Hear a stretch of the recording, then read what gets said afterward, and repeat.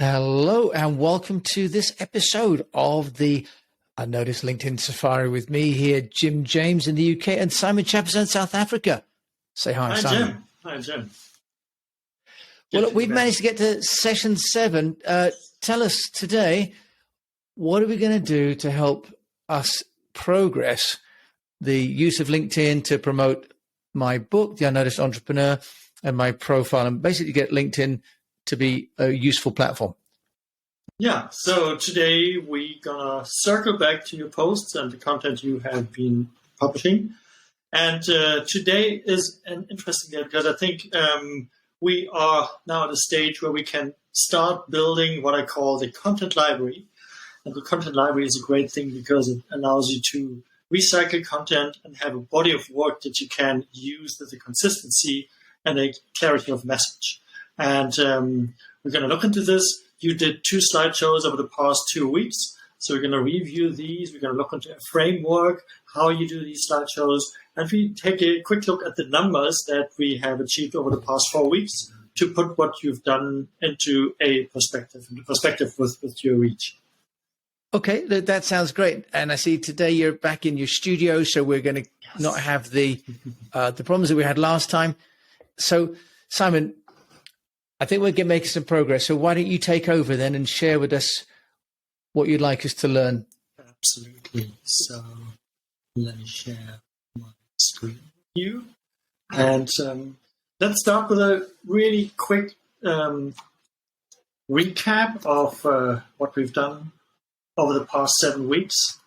And so this is what we've achieved. I think we can be proud of that.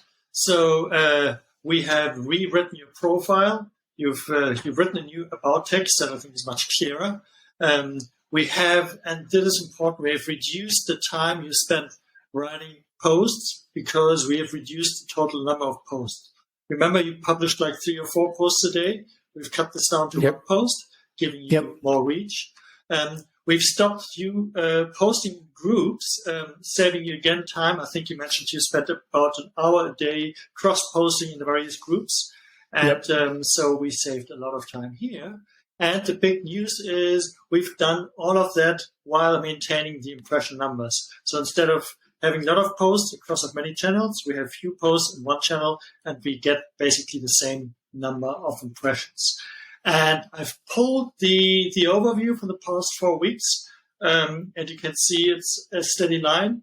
What we see here, that's a thing that you always find in these numbers. You have a couple of strong posts that generate a lot of impressions. So we have one here 4 weeks back. Here's a strong post, and here's a strong post. So that is a typical, totally normal phenomenon. And let's take a quick look at some of these posts, so we can also give a bit of context. What are high-performance posts and what are low-performance posts? Great, Simon. I think, and just for those people watching, listening, I have reduced the amount of time I spend on LinkedIn from nearly 2 hours a day down to 30 minutes. So we called it content dumping before, where I was just sort of sharing 5 or 6 posts, reposting other people's posts and so on, and really getting it down to, Simon had summarized, you're either entertaining, you're informing, you're educating, or you're inspiring, if I'm not mistaken, Simon. Those are the 4. Exactly. So now I approach every post with one of those 4 goals. So that's terrific. And I think the other thing that we've achieved, or I assume that it's the case for you, now with less time and less things to do, you have more clarity and more focus. So going forward, it should be easier to focus on these 5 qualities that you've just outlined, giving value to readers, instead of spending time across different groups and channels and cross-posting. So you can really hone in, tune in to what your readers want. Yep. So here I want to look at 6 posts from the past 4 weeks, just to give a bit of context or to illustrate some things I think are interesting. So the first 2 posts that I'm going to show you are video posts. And the interesting thing here, we're not going to watch the thing, but the interesting thing is you have only two reactions, two people that like that, but you have 2,772 impressions, which is a lot. And we have the same phenomenon with this post. It's also a video post, even worse, one like, but also 2,120 impressions. And the reason why I'm showing that and why I think this is interesting is it's not only about the number of impressions we get, but we are interested in getting people to engage with content. And what we can assume here is like that the people didn't really like what, or were not really interested, even though LinkedIn showed it to a lot of people. So what I'm going to show you now is a post that you did exactly a month ago, I think a little bit over. And this post is beautiful because it did what it should do. It reached a lot of people. We have 3,800 impressions, and we have 42 people who engaged with a like, or 16 people who commented in one person who posted it. So that is what we really want to achieve. So it's not pure quantity in terms of impressions, but we want people to engage. And I think the engagement that you got here was really nice. People congratulating, giving you feedback on what you shared here, which is the learnings that you had from selling your agency. Yeah, exactly. And I'm gonna get back to this post in a second when we talk about building a content library. So great example for a very effective post. It's professional. It's about your work. You've reached a high number of people, but you've also had a lot of people engage on the post. The other post is the post that you did 2 weeks ago to celebrate your sister. And, yes. Here's a picture. Dr. Shelley James. Yep. There she is, my beautiful, amazing, talented sister. You could read the love that you have for her from the post. So beautiful post. Did also really well. Let's see the numbers. You have 2,397 likes. Impressions, and almost 70 likes and 28 comments, which is also an example for a good post that worked well because you not only have a lot of impressions, but you have people engage with it. Okay, and so I need more sisters. I have 3 sisters in total, so I've got to get out write about the next sister.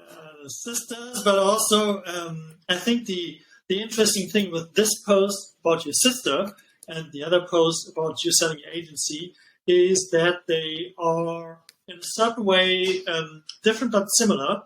This one is you talking about your business, selling the agency, and this one is talking about your sister. And in a certain way, you could argue that both are personal because you share something of yourself. Selling your agency is a personal thing. Parting ways after a long time is a touching experience. So I think that is a thing that a lot of people resonated with. And the things that you shared for your sister is also something more personal that people usually resonate with. And that is relevant for the content library that we are now planning to develop, because you should not talk only about professional stuff, but you should also have a mix of personal experiences thrown in, because it allows people to get a sense of who you are, and because it makes you more human. And so it's always a good idea to have this mix. And as we can see, it also helps with the impressions. What we see usually, personal posts always get more likes than professional posts. So I don't know why that is, but it's something to definitely keep in mind. Yeah, and in a way that shows that LinkedIn has a heart, that it's not just a trade show, right? Absolutely. It's a community. And I think that's one of the takeaways that I've had from doing this with Simon is that you're not just going into a room and shouting.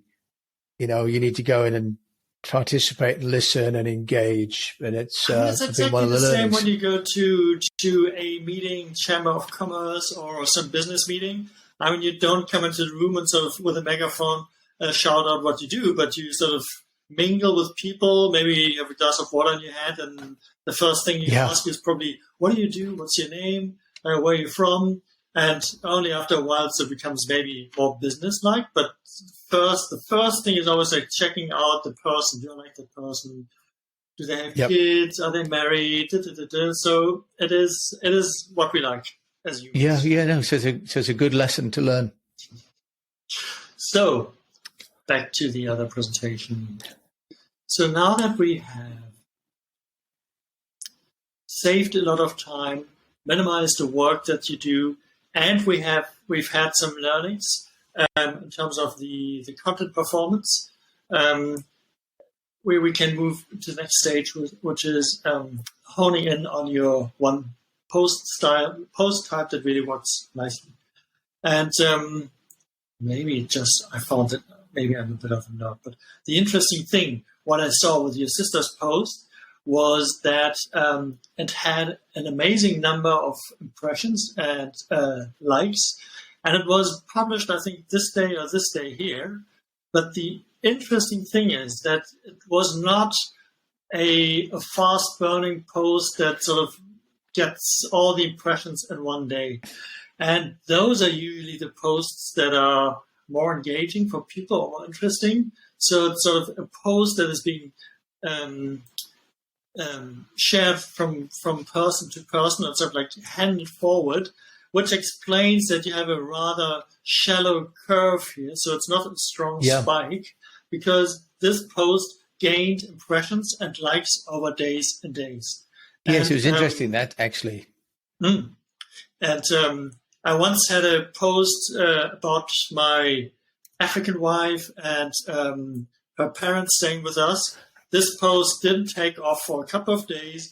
Then after 3-4 days, it slowly grew, and for 2 weeks, it sort of became what some people would call a viral post. But it took a long time, and was sort of more a flat curve, but it was very, very successful if you count the numbers of impressions and likes.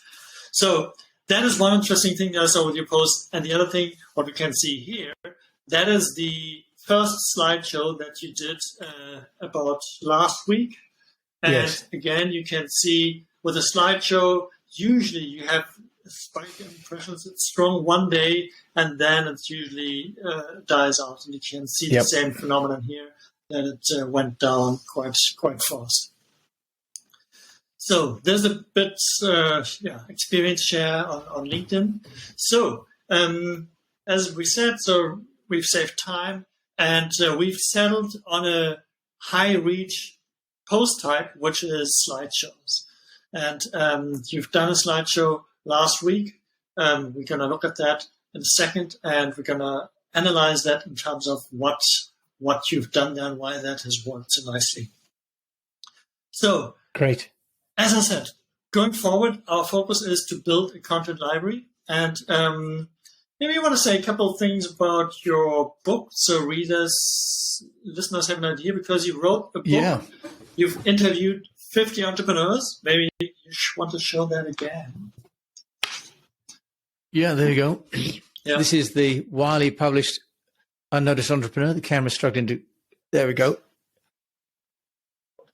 Yeah, Unnoticed Entrepreneur, published by Wiley, available on all stores. It's 50 entrepreneurs that have been on my Unnoticed Entrepreneur podcast that are now compiled as articles. Actually, this is the first volume, and another volume's going into print soon. So that's right, Simon. Thank you. That's really why we're doing this, is to try and help share what's in the book with people on LinkedIn, so that they can know that this resource is available for them. Yeah. And I think in the book you have 50 different chapters, 50 different entrepreneurs, and all of them share one thing that's helped them getting noticed. So you have a rich body of work here. You have a lot of information on your hand, and you basically have a content library at your fingertips. And what you've started doing last week with the first slideshow is you've taken the first author, the first guest from the book, and you've turned that, what he said, what he shared in this chapter, into a slideshow. So this is Oscar Trimboli in the 4 Villains of Listening, right? Yeah, exactly. And so what is happening now is we are basically leveraging your book to create more slideshows from the book, recycling the content. And we're going to do this in a way also thinking about saving time and energy, doing it in a way that you can repost the same slideshow maybe in 3, 4, 5 months' time, which is a thing that not a lot of people feel comfortable about. So a lot of people think they have to constantly write new content. And we've analyzed a lot of high-performance authors, and what you find is they don't do this. They are too smart. They've realized it's too much time writing a post every day or 7 posts a week or something. So they've essentially built a library, and I'm just thinking of Justin Welch. He's recycling. So I've been following him for a year. Yeah, makes a lot of sense. Exactly. And I keep seeing the same posts. Okay.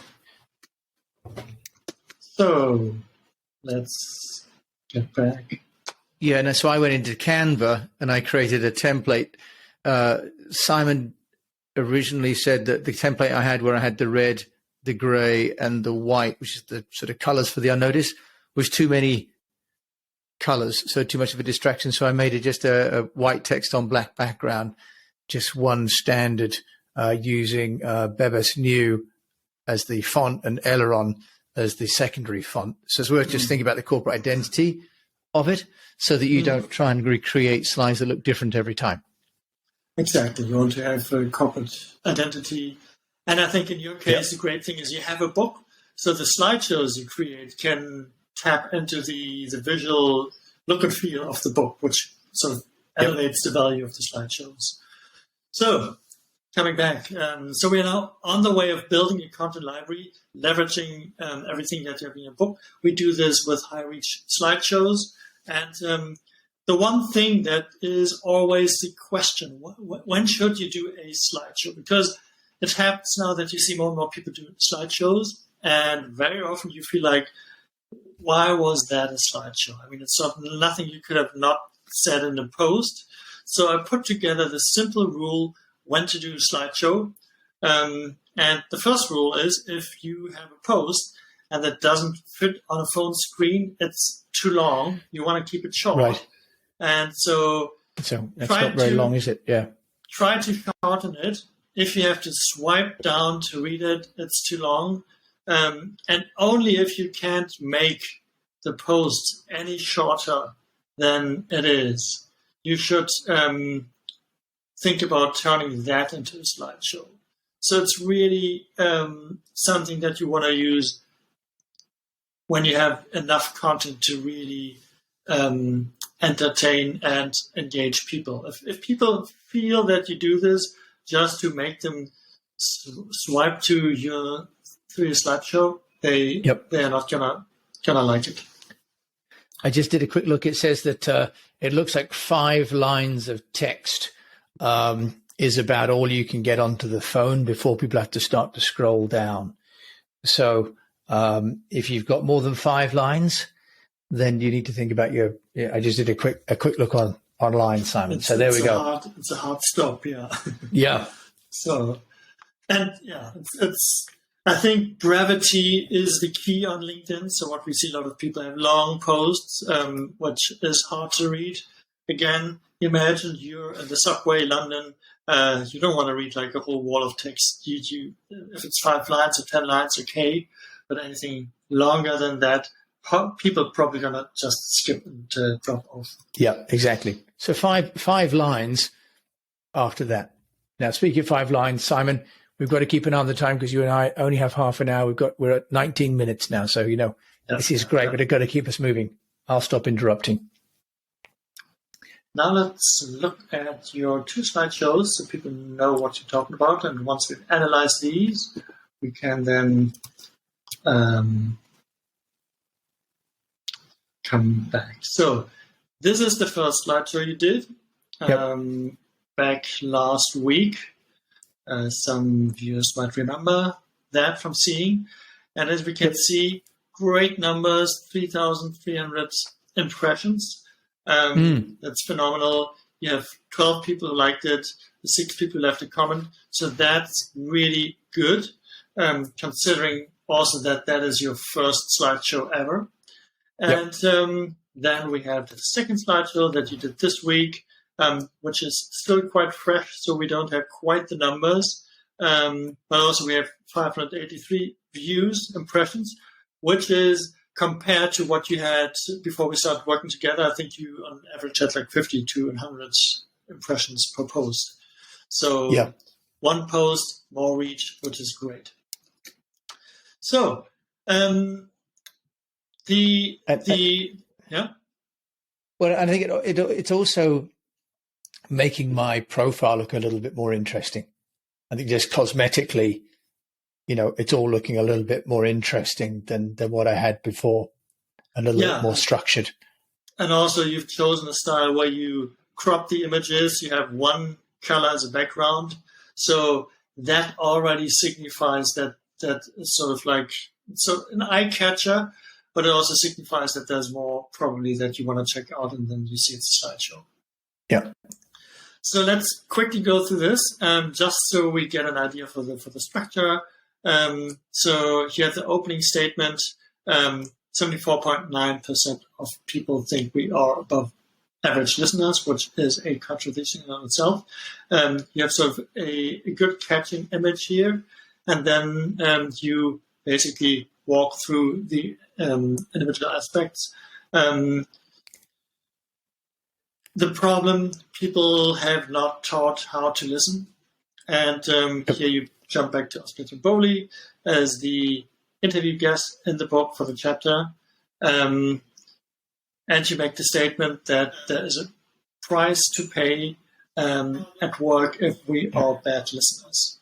And now you leverage what Oscar has given you, the 3 essential questions that you can use to become a better listener, which is that you ask people to say more. The second one is to ask what else, and the third one is to just listen. So you've given 3 actionable things here that I as a reader can take away if I want to improve my listening skills and if I want to give other people the feeling that I'm really tuning into them. So you've listed the takeaways of this chapter in a slideshow, and you've wrapped up the whole slideshow with a call to action with a book, an image of yourself, which is a very good thing to do because I don't know what the numbers are. I think if you have an image of yourself on the last slide of the slideshow, it increases reach by 50% or something crazy. Wow. Okay. That's amazing. So get a good headshot. And all I've done is use Canva to remove the background of the picture. It's very easy to do. Lots of software will do that as well. Absolutely. It's how long did it take you to do that? Like remove the background or to make the slide? The slideshow, yeah. With Canva. The slideshow, the first one took me a while because, and here's something I'm going to do next time. What took time was thinking about the content and the treatment, the creative treatment. So now what I'm doing is I've got a spreadsheet and I worked out the hero's journey of each deck. And we can share this, can't we, Simon? We've heard what slide 1, 2, 3, 4, 5, 6, and 7, 8 should do. And then I'm putting them into a spreadsheet. And then I'm going to write the text for each slide into a spreadsheet. And then I'll have my VA use the template I've created in Canva to drop the headlines and the secondary text in. So we can find a workflow process because the first one took took a bit of time. I shouldn't say how long because it's a bit embarrassing, but that's also because I'm slow. But it can be made into a process, and that's really what we're trying to get to, Simon, isn't it? So we have the integrity of the content, the creativity, but without the time. Exactly. Again, get faster, but have better quality content. Yeah. The other thing you said in the beginning, first slideshow, second slideshow takes a lot of time. Once you know how it works, it becomes very fast. And you also develop your style. And with a choice of images, also an experience share.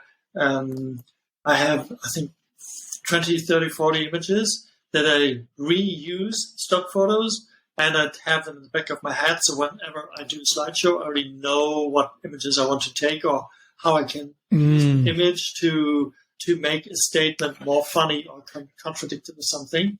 So it's another thing. That's a really good idea. Faster. That's a really good idea to create, as you say, a content library, because that's what took time was finding it and then rendering it. Yeah. So as you say, once you build an archive of stock footage where you've treated, like I removed all the backgrounds, for example. Yeah. And that's another good learning. Without going on a tangent here, but it's my favorite thing with good stock photos, or a lot of stock photos, they just look like stock photos. You want to avoid that. And so it's a bit of like a treasure hunt in the stock photo libraries to find the ones that are maybe not that obvious or that have some sort of like quality to it that you resonate with. And so the pictures that I chose, I like them. I think they have some uniqueness. And I think they also sort of match my character. And so I've chosen those over many, many others that technically you could say show the same thing, but maybe for the setup, for some reason, it just didn't look as good. Okay. And so, you can either use Canva or Unsplash has pictures as well. Pixabay is another one. So there are quite a few free photo libraries out there. Okay, Simon, we've got just 5 minutes left, 4 minutes left. So where are you going to take us? Exactly. So your second slideshow, we can see clear changes. You have started with a very strong statement on the first page. You can say it's at the hook line of the slideshow. And then you have explained the issue, and you put things into perspective. You are showing the price that entrepreneurs suffer by having to suffer through stress.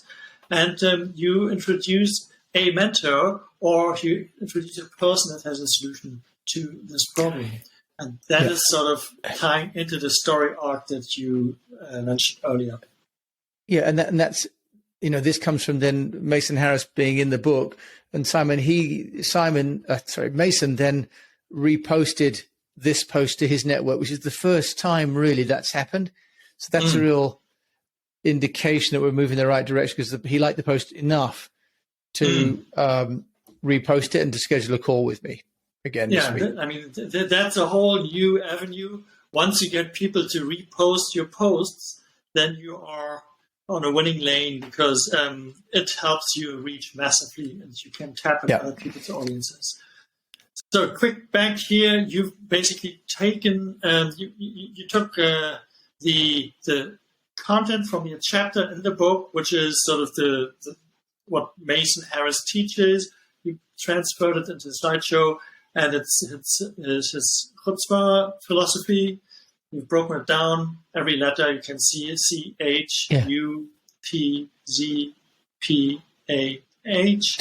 Took me ages to do the little letters, but I got in a place where I wanted to get it done. But anyway, Simon, speaking of places, we've got about a couple of minutes left. Mm-hmm.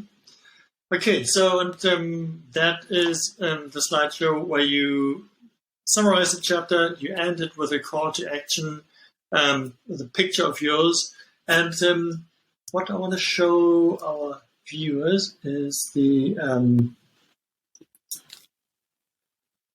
breakdown that you've developed. You've developed your own framework, and I think that's very interesting. Yes, I developed a framework after to Simon, where I thought we could share this, because it will give you a template, and we could put this even into a post, couldn't we, Simon, as well, to help people? Exactly. So here it is. To sum it up, open the slideshow with an interesting fact, what you did. You shed a light on what the current situation is. You shed a light on what the problem is. You explained it. Then you introduced the person who solved it, which in your case, with the 50 chapters and the 50 guests that you had, you always have somebody who solved the problem that you can discuss. Yep. Then you explain how they solved it. So in the case we just saw, it's the chutzpah philosophy. And sometimes I think you can also mention where they solved it. I think that was not fully applicable to Mason. And then you have the summary, of these facts, and you end the whole thing with a call to action, which then is this last slide with the image of yours. That's great. And Simon, we can find a place to make that available to people. Maybe we could put it on, I could put it on my slide share, for example. Or maybe what we do is we make that into a post from you, maybe in your LinkedIn, so that people can get access to that. For today, believe it or not. Okay, there you go. So we're trying to share. Stealing your framework. I didn't see the copyright. Anyone see the copyright? I didn't know they saw the copyright on there. Copyright? When the student teaches the master something, that's nice. Yeah. Now, Simon, past, mindful of the time. On the dot. What do we need to do to close? What do we need to do? We need to do a new slideshow for the next week. And we're going to improve that. And we're going to see your numbers slowly creep up with people following you for your good content. Okay, great. Simon, I think if I can share then sort of a takeaway for this week for me has been, the need really to focus on thinking about who I'm writing for and the goals I've got for the post and investing the time in the content creation, not the distribution. And in really thinking through, would that add value to me or to my avatar? And if not, going back to the drawing board. I think it's been really, really valuable. Just said a great thing, to invest your time not in distribution, but in creation. That's a nice one. Thank you so much, Simon. Simon Chappuzeau in South Africa, in Cape Town. Thank you for keeping the power on for us today. No problem. Thank you. And thank you to everyone for taking time to watch this on live. I know most people are working and won't have half an hour, but we're putting this on the YouTube channel, on the Unnoticed Entrepreneur. We'll put a link in my next post to that. We're also learning the things that we're writing about are in this book. And you can also listen to the Unnoticed Entrepreneur podcast, which you can find on any player with me here, Jim James. So thank you again for joining us on what was session 6 of the Unnoticed LinkedIn Safari. And then we will be back the same time, same place next week. That's Thursday, 12 o'clock here on LinkedIn. Thank you for joining us. And until we meet again, keep on communicating. Exactly. Thank you.